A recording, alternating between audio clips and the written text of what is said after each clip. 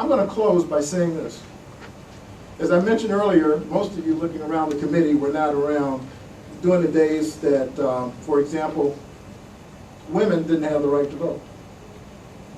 And for most of you who are historians will remember that up until 1920, women were not allowed to vote in most states in this country. But what happened? Because all states said, we've been doing it that way since that time, it's okay. But what happened? We found out it was not okay to treat one class of our citizens simply on sex differently than another. So what happened? The 19th Amendment came into view, right? All right, let's advance it a little bit more to the 70s, 60s, the 50s, and 60s. Up until that time, in many states around the country, mine included, I was born and raised in the South. That's why I say most of you looking around probably don't remember the days, as I do growing up, having to be forced to drink from fountains that were labeled colored and being refused at places that said white, and sitting on the back of a bus. Most of you don't know what that's about. I do, but I will tell you this. Most states in the South did it. They did it routinely.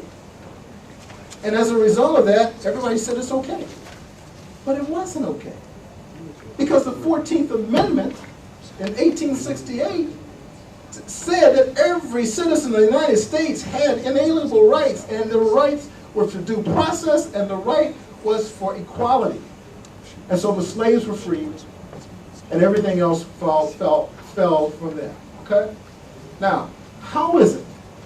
We're going to say parents, because one is a male and one's a female, one's a father, one's a mother, are going to be treated differently, and they have to choose, or they have to suffer the unfortunate circumstance of giving up one of their children giving up one of their parents. How can we be doing this and say, well, all the other states do it, so it must be okay? It's not okay. It is not constitutional. There is nothing right or equality or equal about it. So how can we continue to do it? Well, there are other reasons why we know it's being done and continue to being done, but that's not what I'm here to testify for. That's a whole different issue, and you'll hear from some others on that perhaps as well. But I will tell you this. In my view, after over a decade of working on behalf of children and their parents in this state and around the country, I can tell you this. Michigan has an opportunity to do something that probably no other state right at this instance has an opportunity to do, and that is to make a big difference in producing criminals in this state. We're talking, you're talking about a lot of things here. We can make people equal when it comes to parenting, and we can reduce criminals. Why? Because we stop letting children grow up without access to one of their parents. It's good for the parent who's obviously got different skills in developing their children, and it's good for the children. So all of our issues, if you look at every social issue we have on our table and our plate today, and I know you deal with them every day, all of them, almost all of them, can be boiled down to what we're talking about at this hearing today. And Michigan has an opportunity to make a difference. Now, will you choose to do that? Finally, I will say this.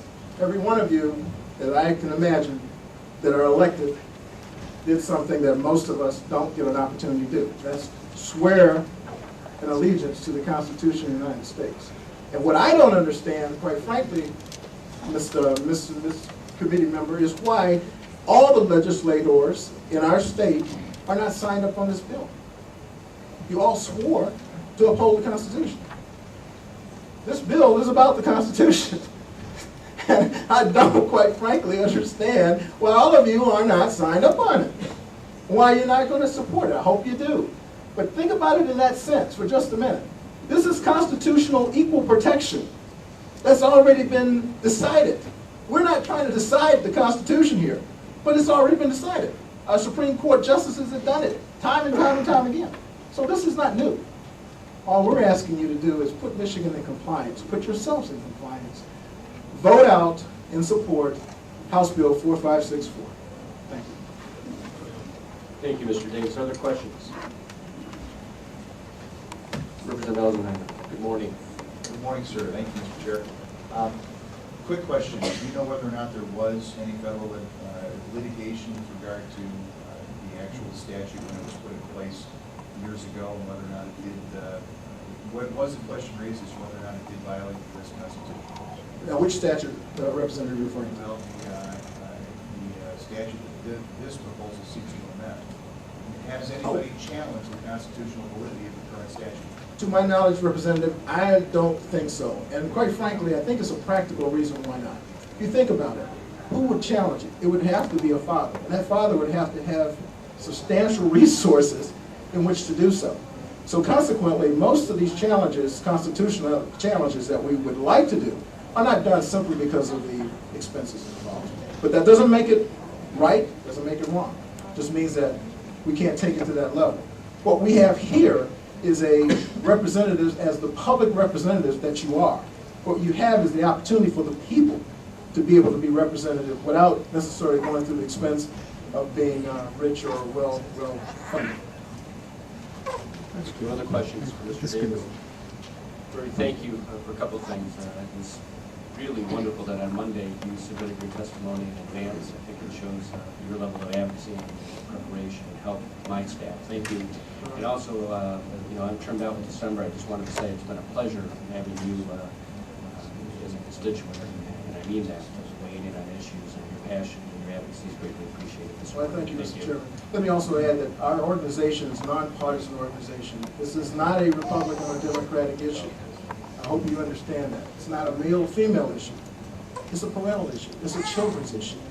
And I, as a registered independent, I will tell you that I look forward to opportunities to support people, legislators, and issues that further the benefit of families in this state and in this country. Thank you, Rory.